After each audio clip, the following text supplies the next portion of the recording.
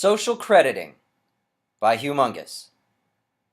Quote, everything this system does is an attempt to squash your humanity, and to squash any caring or empathy we have from each other. It's all about molding us into being these perfectly behaved little drones that do exactly what the system says. And anybody who thinks outside of the box or questions this system must be an enemy, must be a terrorist. When really it is the system and the governments and the people who populate these governments who are the enemies of mankind. And they have been for a very long time. Unquote. Max Egan, government is the enemy of the people. Government? Hector spun on his bar stool, entering the fray. The steel cutter's mother had recently been murdered after bureaucracy withheld her Social Security income for months, and she was unable to pay rent. The 78-year-old woman, who'd been rendered homeless as a result, developed pneumonia existing on the street. 2 months later, she'd flatline on a moldy hospital bed reeking of vomit in a neighborhood that looked like Pripyat, post-Chernobyl. The drunk was irascible as he attempted to focus across the bar. Fuck government! More nervous than a convicted Nazi war criminal speaking at a Jews for Justice convention, patrons anxiously glanced about. Save for the outspoken intoxicant, the hole in the wall became as silent as George Bush on Jeopardy after choosing the 9/11 truth category. A middle-aged couple who'd been flirting with heat stroke and ducked inside the gin mill for as much rusty water as the saloon's 80-year-old pipes could provide, gathered themselves and departed. Let me pull back the tattered curtain for you and expose reality. Edgy, a man in wrinkled Kmart business attire, detached a $3.99 clip-on, belched back a $2 highball, and fled for the exit. Government are the worst felons you could ever imagine. The words emitted from La Rosa's mouth as easily as nonsensical verbal diarrhea does Sean Hannity's malformed gullet. They're millions of times more vile than, say, Ted Bundy or Jeff Dahmer. Those underachievers killed by the dozens. Government has murdered billions. Every eye focused on Hector, who was too inebriated to notice. And y'all keep voting for him, placing him in power like you think the president, Congress, and these other scumfucks are your friends. Pat Boone ceased torturing the clientele from the jukebox in the background.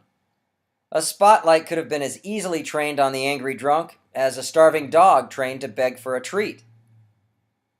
I ain't talking idiots with good intentions here. I'm talking genocide machines, lacking feeling, whose only goal is to destroy you. Sadie, the bartender, inconspicuously reached for her cell phone. Reading Hector's name off his credit card, she typed the man's moniker into the keyboard and immediately pressed a downward arrow on screen. A 750 incrementally decreased to a 480, and La Rosa's existence was instantly altered. What the fuck don't you all understand about this? Hector rambled for a few more minutes before paying his tab and wandering into the stale night air. Above, a plane silently carved up the troposphere, spraying heavy metal particulates on the desert floor below. From that day forth, the steel cutter would no longer be able to rent a car, let alone buy one. Shortly thereafter, he'd be bequeathed an eviction notice. Management at his apartment complex dubious to rent to anybody displaying his quote-unquote tendencies.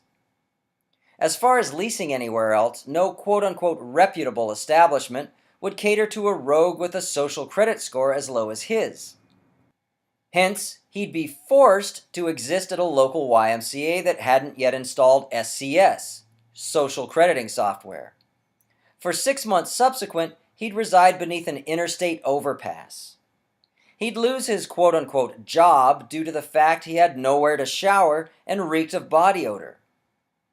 Shortly thereafter, the car he was sleeping in would break down and be impounded, as he couldn't move it to keep it from being towed. 3 months later, desperate and starving, Hector would be forced to rob a local convenience store. Caught in the act, he'd wind up incarcerated, his social credit score plunging to irreversible depths. Less than a year following, he'd find solace in jail, paying a fellow inmate to kill him, too frightened to take his own life. This final injustice would cost him no more than 2 packs of cigarettes and 3 porn mags. In the end, that's what Hector LaRosa's existence had been reduced to. And it all transpired because he'd spoken out against government and been reported to bureaucracy. The above scenario may seem far-fetched, but thanks to a system known as social crediting, there's a strong plausibility your presence on Earth could soon be based on your willingness to conform. Quote-unquote China has already implemented a voluntary version of this known as sesame credits. By the year 2020, the quote-unquote Chinese government plans on making this scheme mandatory. According to Hu Tao, Sesame Credit's chief manager, this system has been engineered so that, quote, untrustworthy people can't rent a car, can't borrow money, or even can't find a job, unquote. One social credit rating will go so far as to influence things like your internet speed. Should your score be lower, your web access will be reduced in comparison to somebody with a higher rating. Certain entertainment venues, golf courses, nightclubs, restaurants, etc., will be accessible only to those with higher scores. Those with lower social credit ratings will be relegated to a limited number of communal activities. In addition, travel will be banned to those with poor social credit scores. Unless one conforms to this system and attains a high enough rating, they won't be able to obtain insurance nor Social Security benefits. Talk about backing one into a corner. If we don't have insurance in the, quote, United States, unquote, government steals even more from us on tax day. Should a social credit system be implemented in the quote-unquote U.S., if we fail to conform to it, they won't allow us to obtain insurance. If you refuse to see the scam that's crushing our skulls every breath we take, get the fuck off this planet. You're killing all of us, including yourself, and need to go somewhere else where the weak-willed and selfish congregate. According to Sesame Credits, it won't matter how much money you have in the bank. If your social credit score is low, you won't be able to take a step. Such is further proof, as if you needed any more, that money has no value. According to Rachel Botsman, author of Who Can You Trust? How Technology Brought Us Together, and Why It Might Drive Us Apart, quote, life will become an endless popularity contest, with us all vying for the highest rating that only a few can attain, unquote. And if you don't think social crediting is coming to a fictitious territory where you reside, consider the fact we're already rated on Yelp. Our credit scores currently determine whether or not we're able to obtain apartments, homes, and loans. Books are rated, so too are CDs, DVDs, movies, and multitudinous other forms of entertainment. In 2016, People, an application in which humans are assigned scores based upon their interactions with others, made its debut in the quote-unquote US.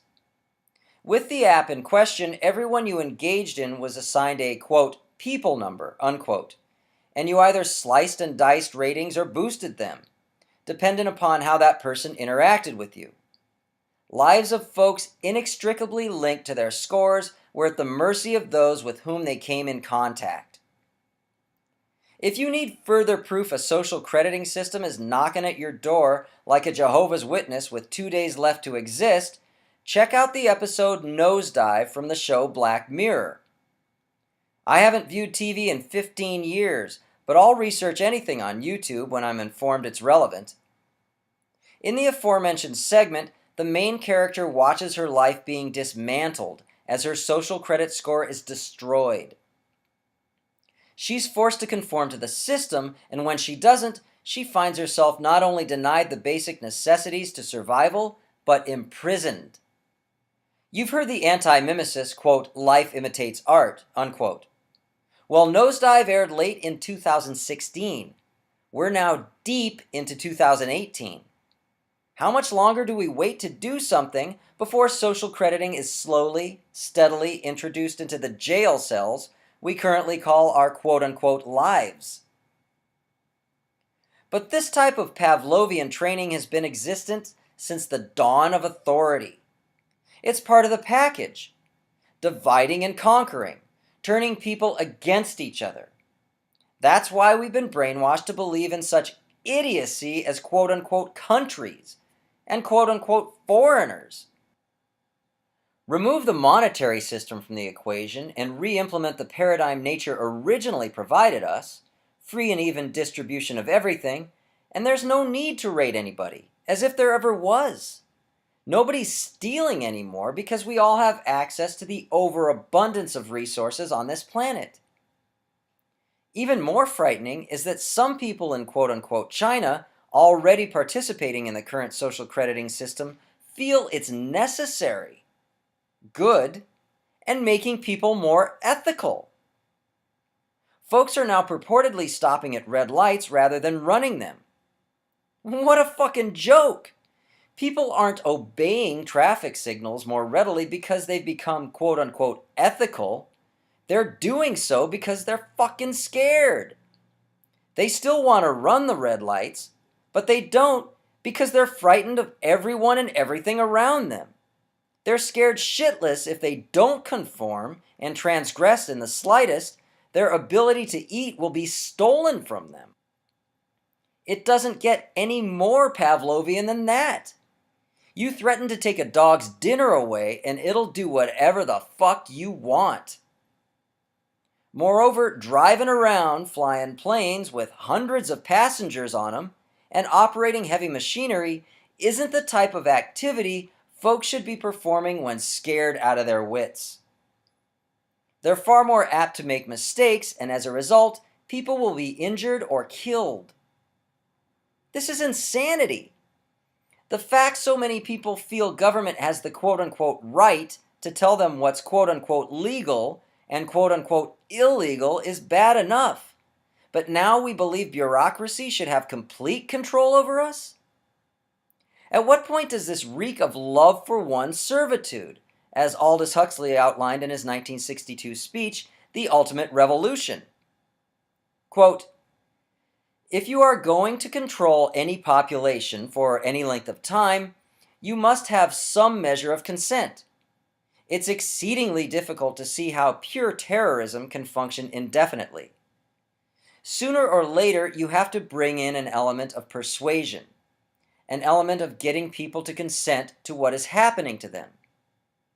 We are in process of developing a whole series of techniques which will enable the controlling oligarchy, who have always existed and presumably always will exist, to get people actually to love their servitude.